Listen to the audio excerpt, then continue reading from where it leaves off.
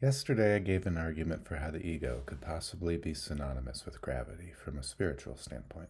Today I'm going to connect some dots back to the realm of scientific discovery. I don't pretend to be more than an armchair physicist and would be appreciative of any feedback about the truth of the narrative I'm presenting here today. There's always different opinions about what happened, and I'm doing my best to be faithful to my understanding of what has happened in science in the last century.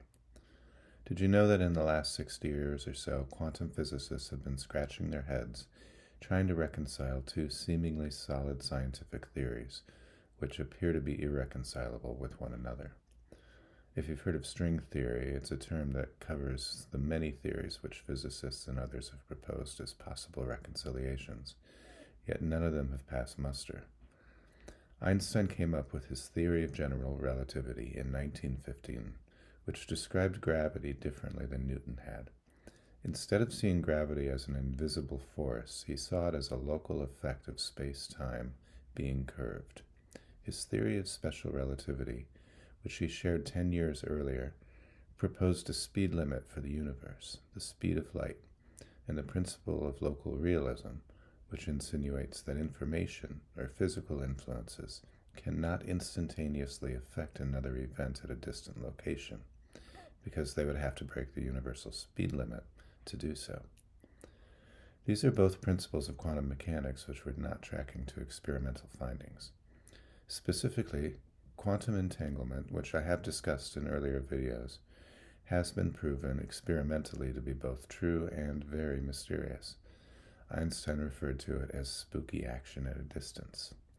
Another way of understanding these disparities are that on one hand, these scientists were studying how things hang together on an immensely large scale in the case of general relativity, while at the same time studying how things hang together on the infinitesimally small subatomic scale, that would be quantum mechanics, and finding that their findings just don't meet up in the middle. All of this eventually led to the 2022 Nobel Prize for Physics being awarded to the three physicists who had together proven that local realism was indeed a false notion because quantum entanglement is real. It also proved by extension that your teddy bear does not exist when you're not observing it. Instead, you render it on the fly, which is what scientists like Donald Hoffman are suggesting. There are two major camps within the quantum physics world, at least as it appears to me. One camp who believes in the permanent reality of a physical universe. They believe quantum physics is describing the mechanics of this material system. They're called the physicalists or the materialists, and their version of things is generally accepted today as reality. The physical world is real according to most people. Then there are those like Nima Arkani Hamed, David Gross, and Donald Hoffman, who believe quantum physics is really describing the operating system for our virtual reality headsets. In other words, it's describing the mechanics of perception itself, and the projection is perception idea, which I keep hammering down on because the mystics have been telling us this for millennia, is in fact aligned with the Hoffman, Gross, and Arkani Hamed are all saying. At some point, we're going to have to admit that all the mystics have been right all along. The greatest perennial challenge for those scientists who believe that the physical universe is a fundamental reality is the hard problem of consciousness. If they could explain how physical systems can cause a unique qualia or conscious experience, like the taste of chocolate for instance, they could better understand how consciousness emerges from physical substrates like neurons in your brain. They've been searching for answers for decades and have not enjoyed a single breakthrough. Why? I think it's because they're looking for their keys in the living room when the keys are outside of the house. They won't find those keys until they start looking in the right place, outside of space and time. There's job security in looking for something where it can't be found, but Donald Hoffman insists there is plenty of job security for scientists regardless of whether they look in the right place or not, because science is always going to find more things to explain. It's basically written into the scientific paradigm that we cannot know everything because every theory has truths or axioms or premises that remain unproven in the theory. Both general relativity and evolution are considered amongst the greatest and the surest scientific discoveries in human history, and yet they're both still called theories. That's how science works. It's never completely certain. It's just our current best guess. Mathematics follows a different set of laws. Scientists, when they're being honest with themselves, as Hoffman is, will admit that theories are the best thing that science can achieve. It doesn't prove anything really because the premises of every scientific theory themselves remain unproven. One possible way of reconciling quantum mechanics with general relativity is to think of gravity itself as an illusion. It is experienced locally, but local realism has been proven false. As long as we believe that gravity is real, we are subject to its laws, but outside of space and time, those laws don't exist, so it is really nothing more than an illusion, and limiting belief which keeps us from knowing who we really are. Now here is Jesus' comments on the ego. Quote, "The ego wants to teach you that you want to oppose God's will. This unnatural lesson cannot be learned, but the attempt to learn it is a violation of your own freedom and makes you afraid of your will because it is free. The Holy Spirit opposes any imprisoning of the will of a Son of God, knowing that the will of the Son is the Father's.